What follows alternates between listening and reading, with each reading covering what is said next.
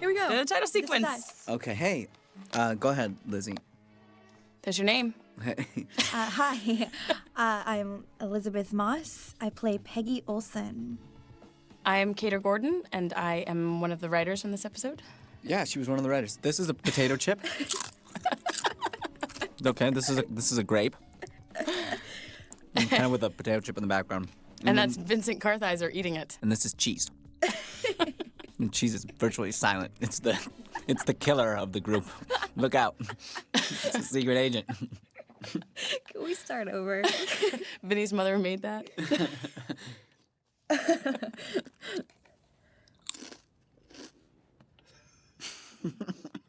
There's John Slattery. I'm fine. So, as I thought last This week, actor's great. Yeah, he was really. I saw this. I was there that day. Yeah, there's a lot of chemistry between these two. When he came into the audition, though, you know, we saw a bunch of people, and he was just it. Yeah. eating right, sleeping, Those eyes he has. activity, no writing. Just take it easy.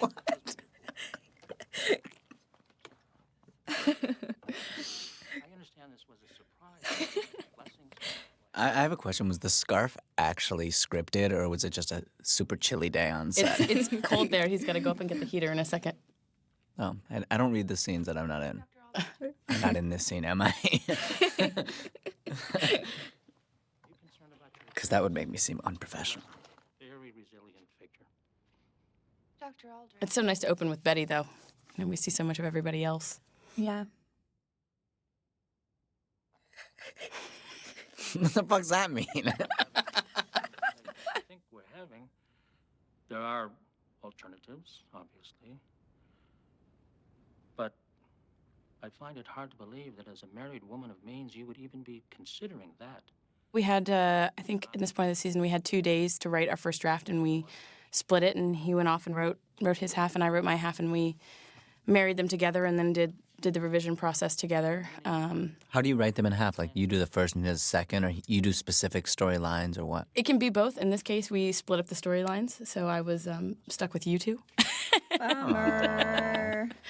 And then during the revision process, we both, you know, put our hands in everything.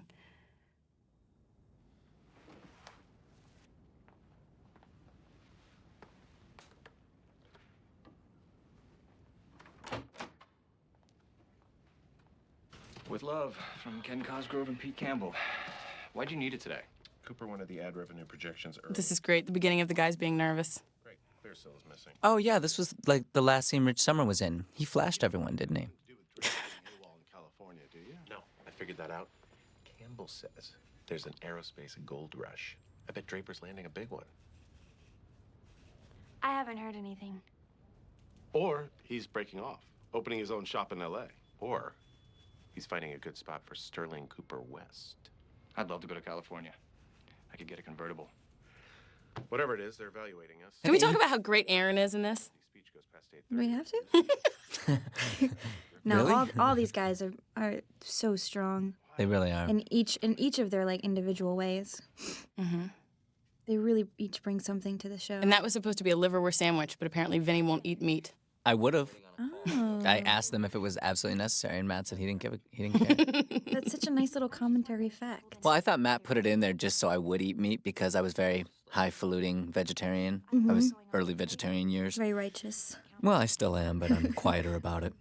And so I thought it was just a. I love Get that me to there's eat always that meat. Yeah. football player in the background, too, because you're so athletic. You know, we've talked about that in other Your commentaries. Heisman. Don't worry about the outcome. People respect that. I love that. Yeah. Once again, Pete and Peggy. Well, really, Pete this season taking solace in Peggy. Yeah. It's Well, so she just told him what to interesting. do. Yeah, I know. I think the trajectory of Pete and Peggy's relationship is so fascinating. Mm-hmm. How they sort of have gone through so much and then have come out the other side with him leaning towards her, which obviously you get more of at the end of this episode, but her being so kind of mature about what happened Mm-hmm. and professional with him and even starting to really sort of take care of him in a way. Yeah.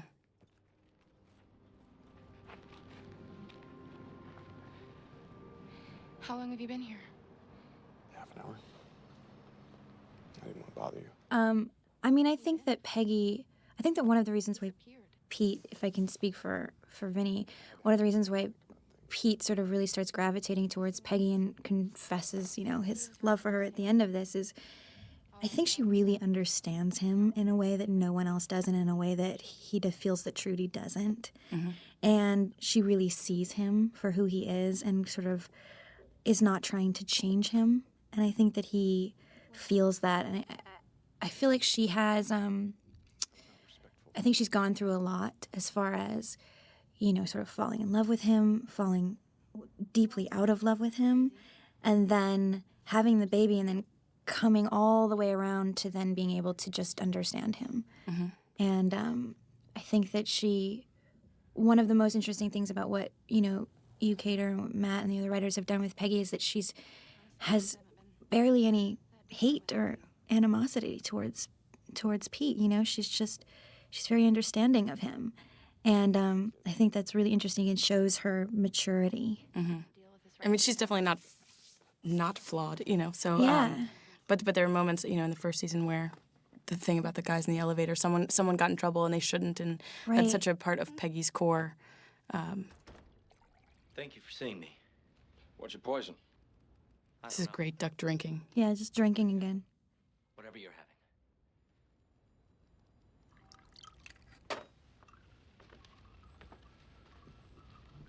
Sit down.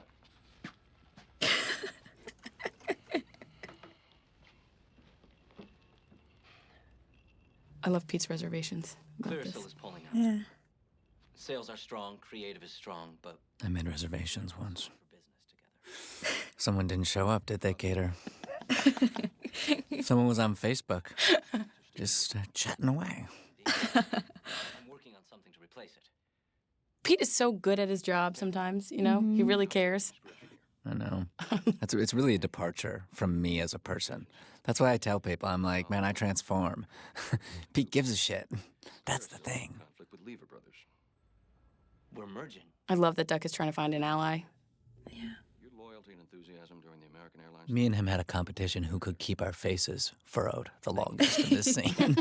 And the jury's actually still out. So if you guys want to chime in, we're still tallying the votes. The hanging chads and Call 555. You lost it there for a second. I did lose it. Yeah, but it's back. Just a jiffy. I'm taller than him. Can I also point out that that's Gin on the Rocks? Yeah, and he's taller than me. How sad. Once again, another tall actor. Seriously, Matt, can you hire some short actors this year? It's like Land of the Giants. There's Martin Weiner. There you Yeah, go. thanks. He's like 12 years old. You'll have to, or find another profession. That's why God put non-compete clauses in contracts. It's one of those great tongue-twisting lines. Thank you. What, thank you? I know you have a problem with it. Good evening, my fellow citizens. This government And here we get the beginnings of the missile crisis. Yeah, some people might not know that's John F. Kennedy on the He was TV a screen. president a long That's time right. ago. Who? within the past week, unmistakable evidence has established the fact And just the fact that Don is alone hearing this news about what it could be a possible, end of the world situation, and he's alone, and he goes to call someone, and he doesn't. He stays alone.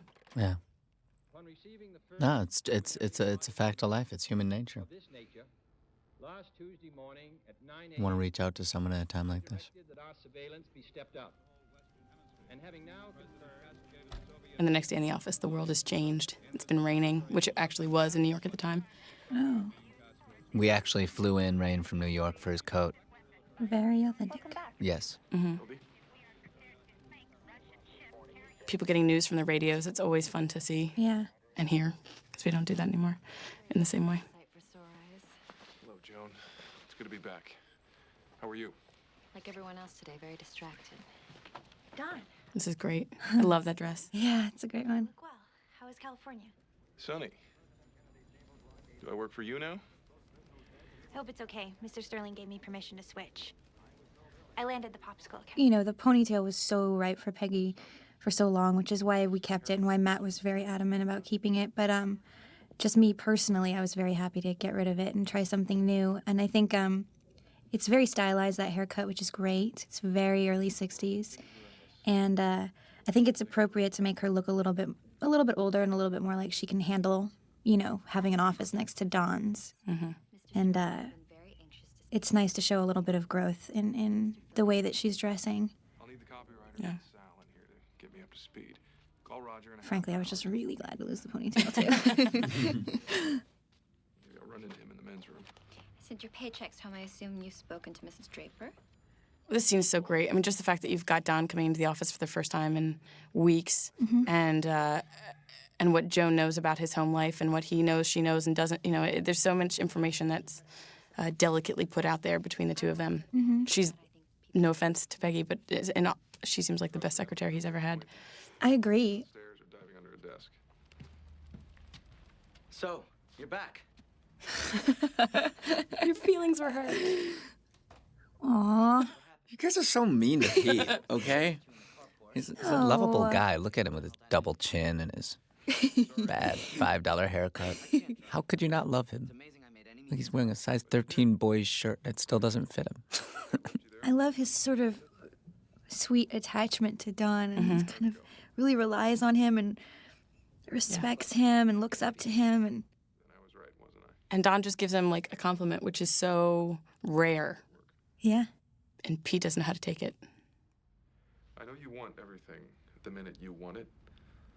Sometimes it's better to wait. And the timing of the missile crisis with all of these characters' lives also falling apart, and there being sort of a moment. They're each going through this moment of crisis. I think that was so brilliant how you and Matt tied in that sort of. It was also very subtle. It wasn't like this huge historical statement. It was very subtle.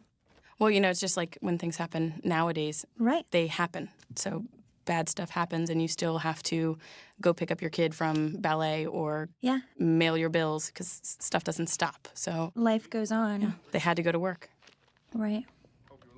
Yeah, your daily problems still supersede kind of the Globe's problems. It's like, yeah. We could get all political here. I was really thinking about Let's it. talk about. I think this is one of the rare episodes where it's actually overcast outside these windows as well, isn't it? You don't see this in this show. Yeah, no, it's funny. We do, in writing the episodes, research all of that kind of stuff. And this one, choosing to use it was definitely on purpose because it was so great with the mood that everybody is dealing with. And so you get it that it's in October in New York City and that there's a storm outside, This sort of sense of impending doom. And the fact that those windows are open, in Roger's office, I don't know how many times we've seen that. I think Matt definitely did that on purpose. And to get to see that they are in New York and Roger's got such a great view. That's so cool. This show's so cool. Any conflicts? And how much they drink. Oh. No, with the deal. Congratulations. Thank you. Very few conflicts. People play a game that every time they drink, that the people watching it drink. Are Yeah. you serious? There's a drinking game? That's so funny. People must get really sauced. Yeah.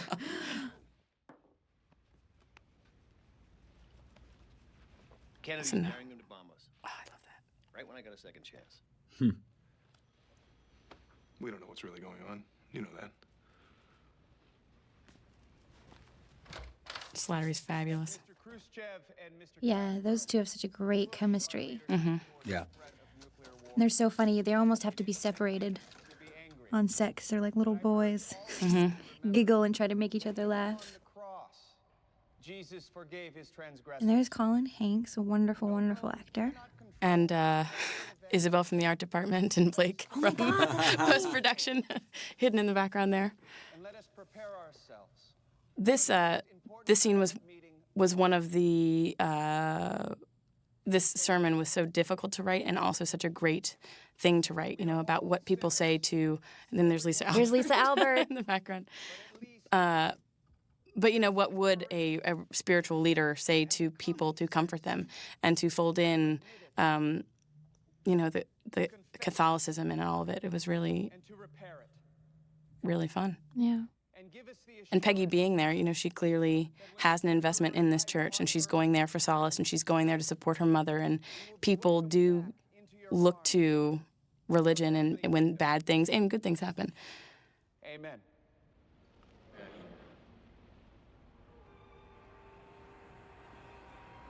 This was a fabulous set that Dan Bishop designed. Yeah. Oh, that's cool. Isn't that beautiful? Mm-hmm. She's awfully quiet. I think I know what that's about. She's terrified like the rest of us. I think she's being smug because she has a bomb shelter. Really? I don't even like to go in the subway. There's no air. I prefer you stop talking about this. You're upsetting my daughter. Well, the Times says you should tell your children. And I love that how different people deal with tragedies different ways, you know, whether you can face it head first and you need to talk about it or whether you want to shelter people. And one of the things that was great, too, about this scene is that, you know, people didn't know what was going on. We can read books about the missile crisis now and look back and know what was actually happening, but all they had was the radio, newspaper, and word of mouth. And we spent a lot of time just going over those sources and trying to find, you know, what rumors, what did people think, how did that information disseminate, you know? Yeah. Betty, you're Juan. Do you want a Milltown?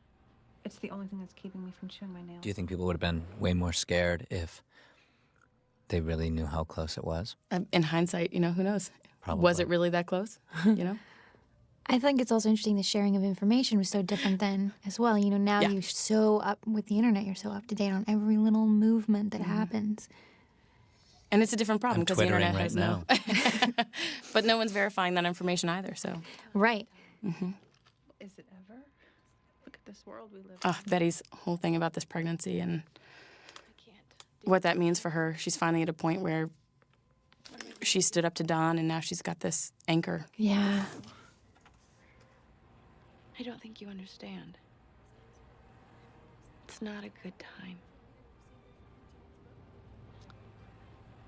Are you serious? Just the idea that she's even considering an abortion is huge. Right.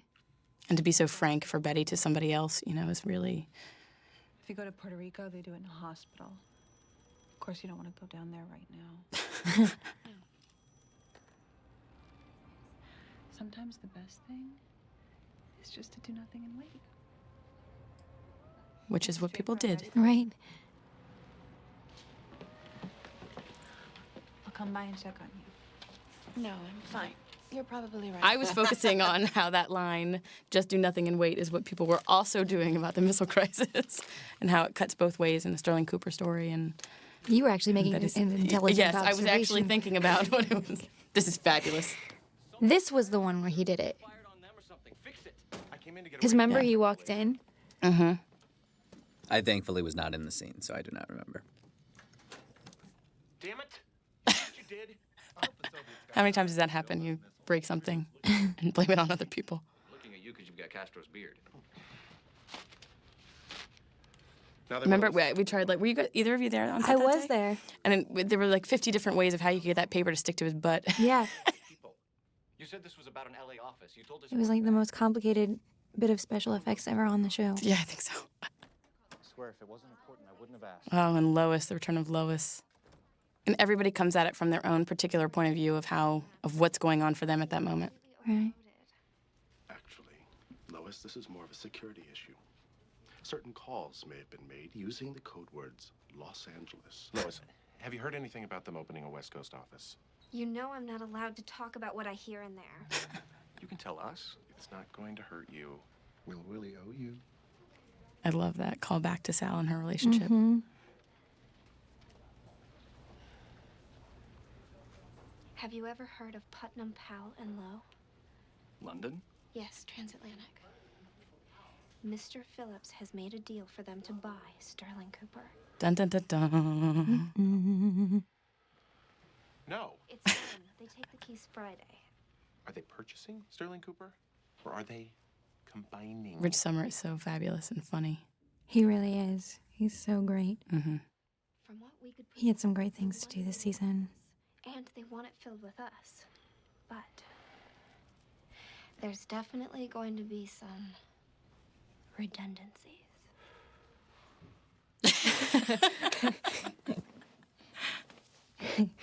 Michael in that sweater, it's just so perfect. Yeah. If any of you gets to stay, one of you has to take me off the switchboard. Poor Lois. Of course. I know. She just can't get a break. Mm.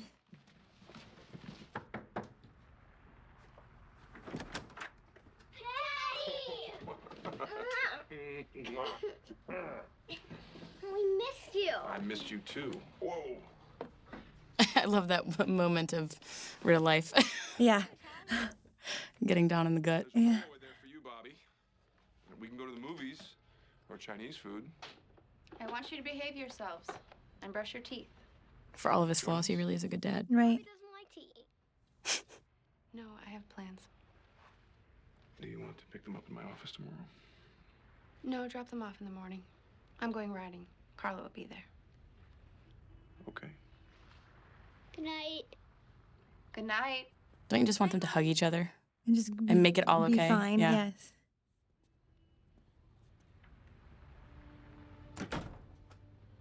Can we order room service? She's so cute. Yeah. And this we shot out front of the studio. I think it might have been our last shot of the entire season. Out front of the studio where? Yeah, it was in the turnstile. And so they'd spent, a ton of meetings figuring out how to light it, how to have her stand, because there is an actual, clearly a window, and to get her reflection and to see what's going on. And Wow. yeah. And so the entire cast who was there and the crew were all watching that shot happen. Oh, that was the Friday night in the morning? Mm-hmm. Matt did such a great job with this location. It's one Where of my is favorite this? pieces. This is 3 of Clubs, and we've shot. Isn't this? Oh, no. is it?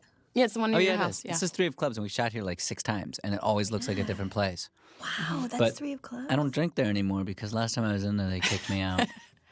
Well, with this, Matt, at the location scout, I just remember Matt walking around and really surveying the space and talking with everybody about how he wanted the camera to move and to capture Betty in these little pieces of this story that goes on. And then on the day to see that happen was, it was just how he had imagined it. He did such a great job to think it all out. And I love the way that drink is so cloudy. It always makes me thirsty. Tell him I said thank you. I will. But it means he's going to come talk to you. We'll see about that. Betty still needs time to think, and I think she needed to be alone, and she's in the city and was walking, and so, she did a little bit of shopping. She's got some bags there with her, and I think when this is a moment of crisis, and as this guy comes in and reminds people, don't really want to be alone in a time like this. You can't really do anything. But he's coming at it from the missile crisis of this world is in such chaos. And Betty is coming at it from her very personal standpoint in life of I'm pregnant, I don't know what to do, my husband has cheated on me. So they're both talking about different things, essentially, and dealing with it in different ways. But I think just her having other people around, sometimes you can be very alone in a crowd, but I think she just needed to be around other people and just not in that empty house at that moment. Matt, and other people might have different takes on it, but. Thank you so much for the drink. I'd just like to enjoy it if you don't mind. No, of course. Nice meeting you. That actor's great. He's just like a different version of Don, Yeah, I love how they did that. Mm-hmm. And her wedding ring in the shot. Nice. It's delicious. You're crazy. Can I have a milkshake? What's wrong with Rupert? What hotel is that supposed to be? The Roosevelt. Oh, really? Yeah. It'll take 45 minutes, I love that. Knock, knock. Who's there? Dwayne. I wonder how many hamburgers they ate. I can't remember how many it takes me. Seriously. Can we watch TV? Can you watch these for me, please?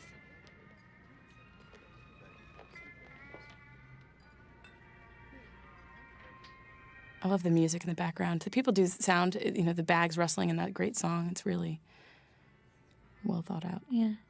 Made that place look so classy. It's such a dive bar. Isn't that funny? Mm-hmm. Uh-huh. They did it, too, with the other scene that we shot here was that burlesque scene. In which episode is that? Maidenform. Yes. Mm-hmm. I love that this hallway, it's patterned after the hallway in the actual location, but they did it on stage. It's a fake hallway. First time, huh, Kater?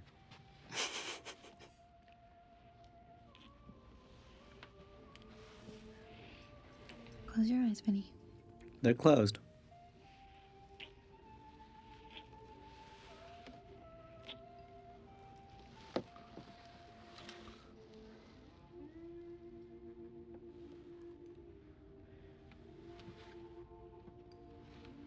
We spent a lot of time talking about whether or not Betty should do this and what that would do to her character and what that would do to her marriage and all of that. I'm married. And it was one of those things that we did spend a lot of time talking about, and it felt like this was the right way that she would do this. And as we see in the end, I feel like for me personally, Betty having this experience and realizing that it is just sex. It did not mean anything else for her. There was no love. There was no nothing. It's very much the way that Don seems to do it. And so I think for her that this is probably the only way she could ever have that moment with Don or let Don back in the house. You know, it's not necessarily an eye for an eye, but these shots are just great. I say great a lot. I know whenever you do this kind of thing, you realize how you actually speak. Oh, it's so embarrassing. It's really annoying. And Betty does enjoy it, but I think it gives her a different vantage point on who Don is and what Don has done to her. This kid's PJs.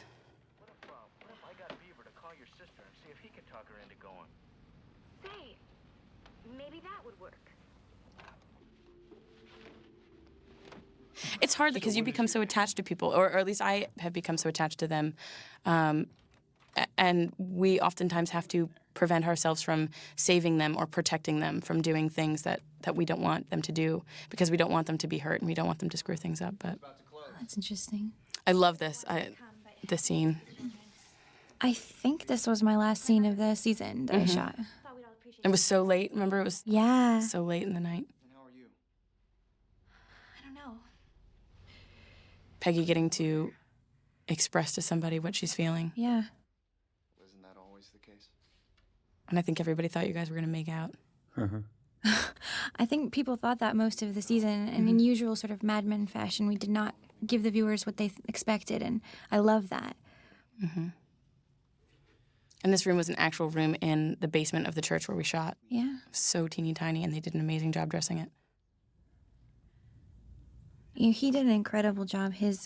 Colin, his dialogue was not easy, and he was so natural and really made it subtle and really made it work. And it was not an easy thing to do, to say those sort of very religious, very righteous things that he had to say, and to make it come off not preachy. Right. It's almost impossible, and he really, really accomplished it. He did a fabulous job.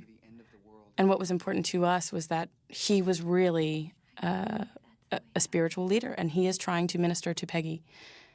And it just so happens that Good night, Father. problems that Peggy has with it is that she doesn't want to go through anybody else. Right. She keeps running into obstacles whenever there's somebody else blocking her from what she wants, and she doesn't reject the church. You know, at the end when she crosses herself, she just needs it a different way. Yeah.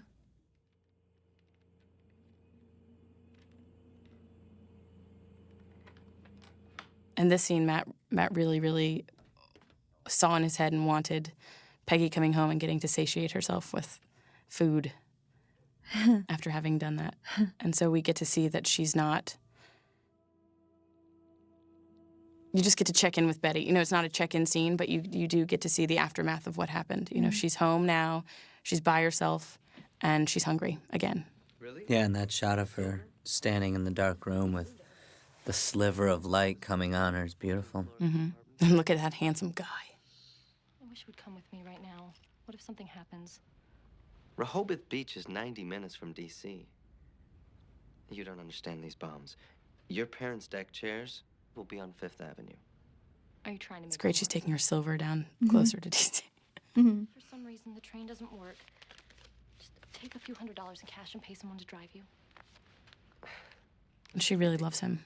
Yeah, but she's not staying with him. She's going to her family, you know? I think it's a showing that she's still in a aspect of her life that he wants to move forward. He wants to be with his wife at this moment, you know? He wants to establish that life that, you know, Don Draper has. Or Love seemingly is complicated, yeah. You're right.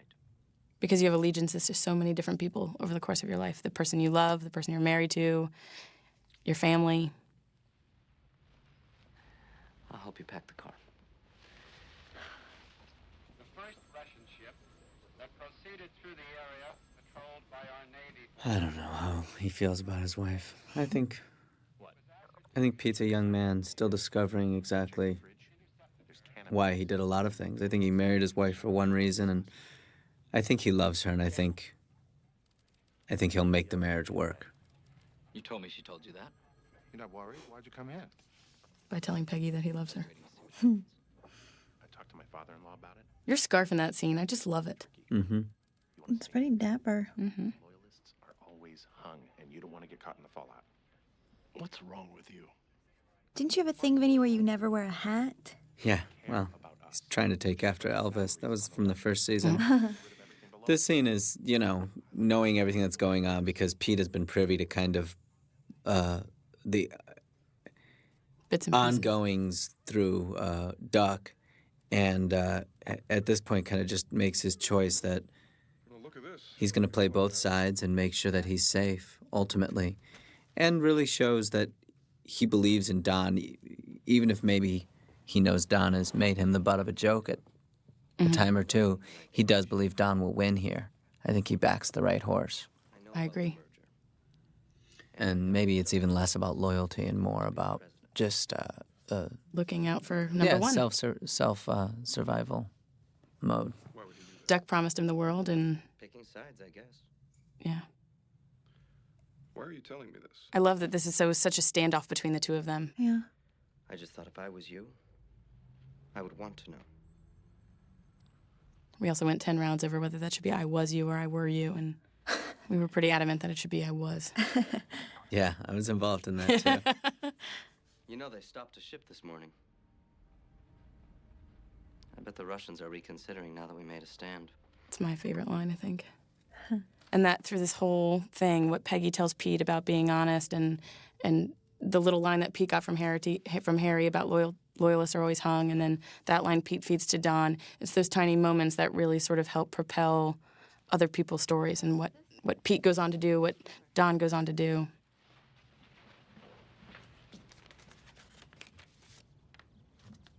Her nails are always fabulous. That was perfect.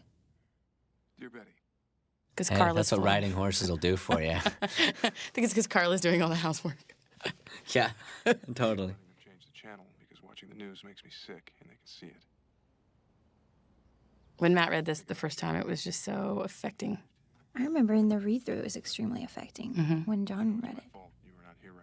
And then when we did the recording, it was in a stairwell, in one of the stages, the padded stairwell. Right. And we went in there with the sound guy and Matt and John, and when he read it there a couple of times, it was just like, you really feel it. He sells it so well. Yeah. I love you. Don. Do you think it's genuine what he says, or is he just, selling as he does so well? Or mix? I think it's the question that will remain, Yeah. I think love is complicated in the same way Pete and Trudy and later Peggy and Pete, and all of us, It's, Yeah. We don't expect autonomy, but who's going to be minding the store when you all fly back to England? Bert Cooper. Worked with him before, and he knows both companies. Doc Phillips will be. There's a line at the end of this. My goodness. I don't have a contract. Oh, yeah. Don't tell them what happens. I'm just saying. Anybody care to Anyone care to draw parallels? here? illustrate exactly where that line came from? Should we leave that up to Matt? I think we'll leave that up to Lionsgate to cut it out of the DVD. We never draw on life experiences. These are distributed by Lionsgate, so I don't think that's going to make it in. I love his vest. Right?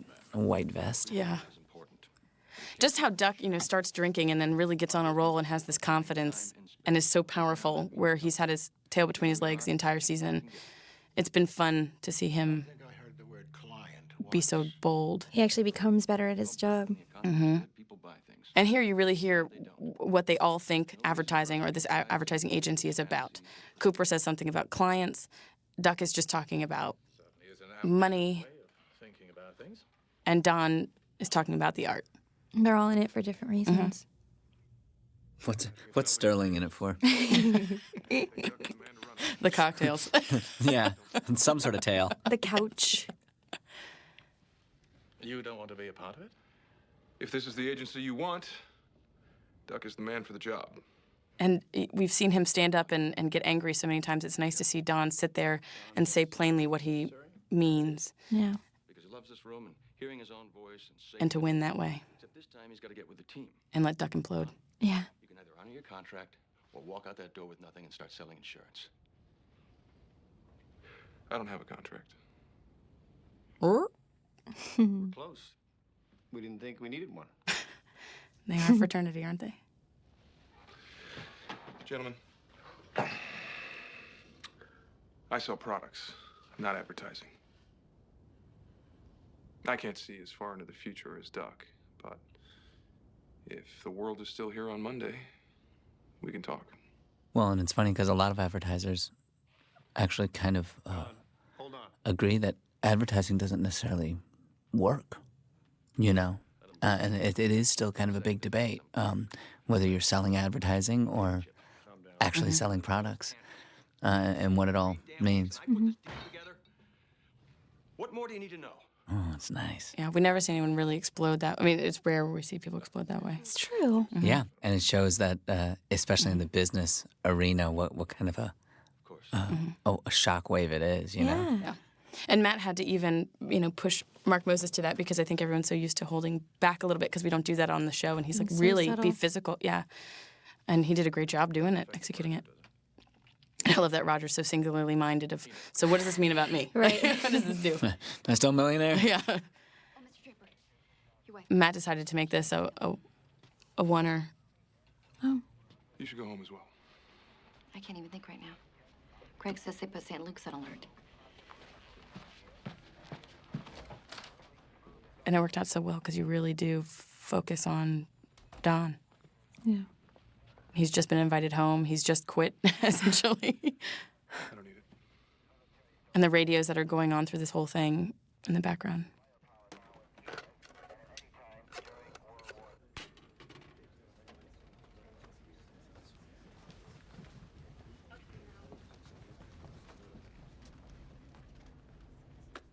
That was real scotch.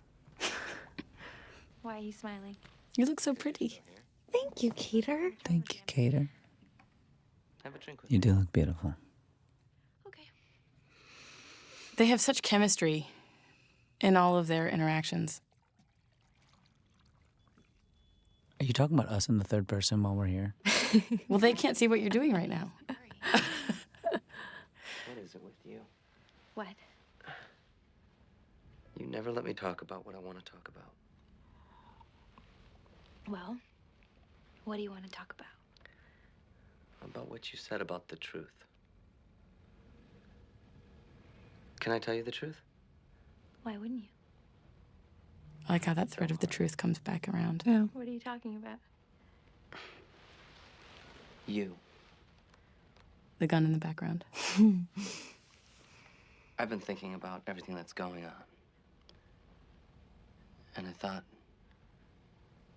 who would care if I was gone? I mean, Trudy would care, but she doesn't know me. But you do. Shooting the scene, remember, And I know you. Vinny, I'm sure you agree, was a really cool kind of experience. Just the two of us, all of that dialogue. It's a kind of a lengthy scene. And it's such a big moment for these two characters, and they've come so far. As almost as a viewer of the show, it was so interesting to kind of be a part of, you know? Mm-hmm. It was, and it was also interesting because I think in my experience in making film, there's always a lot of tension around those sort of climactic scenes. And I think maybe that does have to do with the lack of preparation over the period of time that you're usually making a film. But in this case, it seemed to kind of go so effortlessly and quickly. and Right. it seemed like there wasn't a lot of like issue between the takes. Like we came out, and Mhm. Matthew was like, "That's it, basically." Yeah. You That's know, very and then just true. gave us some adjustments, but like it wasn't like some perfection we had to reach. You It's very know, true from- all that we had done the work for the Mhm. last 2 years. Yeah. Like the scene kind of played itself. It's very true. From the first rehearsal, which was just cast and director, and without even the crew, very little changed in all of the coverage and the masters and everything. It was almost exactly the same because I think that's perfectly put. It was like we had been rehearsing for it for 2 years. And we were at the monitors watching, and the tension was so palpable for us. And Yeah. we all are so invested in these two people, and they're coming at it from such different places. I had your baby. And I gave it away. And it in this crisis that people have different ways of dealing with it. And Pete's way is, let me be honest, let me find. Trudy decided to go a different way. I'm deciding for Peggy. And Peggy tells him, she confesses. Huh, yeah. Sure. Which is probably the healthiest choice. It is. For once, she's freeing herself, Yeah. and that's the person she needed to confess to, not to the priest. It had Right. nothing to do with him. Right. But she needed that beginning with him to kind of realize that, like, To he face couldn't- this problem. Right, yeah. Mhm. That she's holding it in and she has to get it out. Ugh, Elizabeth, you're just so... It's living somewhere outside of you. And they have such a sophisticated conversation. Yeah. Well, right. And we've had conversations like this through the seasons where these kind of metaphoric Mhm. conversations that are really obviously about ourselves Yeah. and about our deepest desires.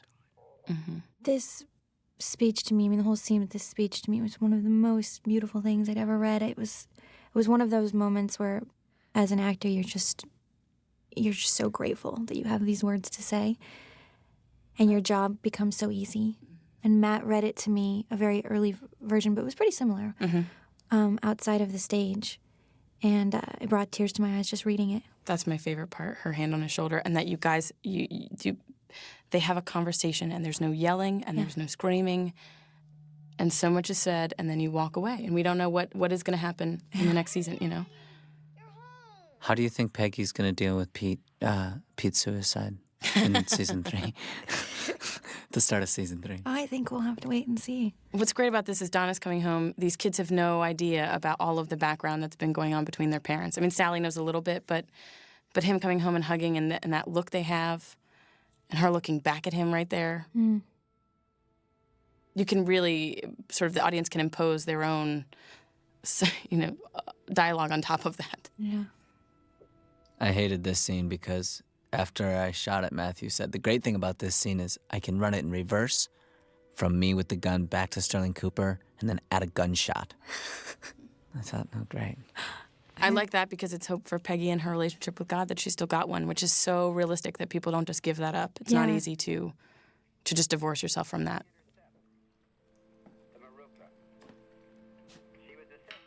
And here, the radio broadcast that's going on is talking about the progress that the United States is making. Finally went down. Also their progress. I love this shirt she's wearing with the butterflies. Look at how dark everything is. Mm-hmm.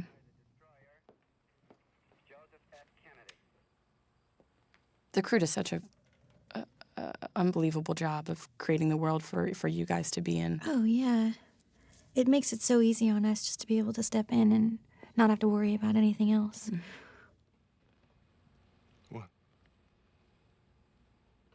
I like that Don is a visitor and that he's on her terms here.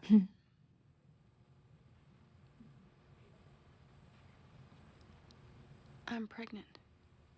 And again, she chooses to tell the truth, which everybody's been doing in this episode, which they don't usually do in Mad Men. It's true. Necessarily. It's so true.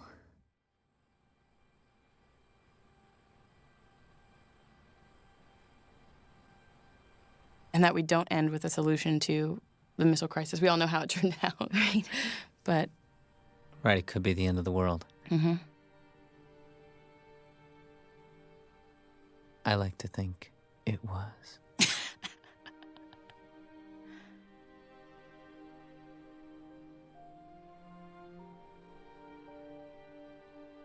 and then pull out for this. I think we actually had to stop shooting this one day, and we came back and had to finish it another day. Oh, really? Mm-hmm. The magic of making television, that you split it up and don't do it in order, and yeah. Look at that. If you can't respect that, your whole perspective is whack. Maybe you'll love me when I fade to black. Yeah. All right, I think that's it. Are we supposed to exit say our names, or is that it? Oh, yeah, I'm Elizabeth Moss. I'm Vincent Kartheiser. Robert Morse. Thank you for listening.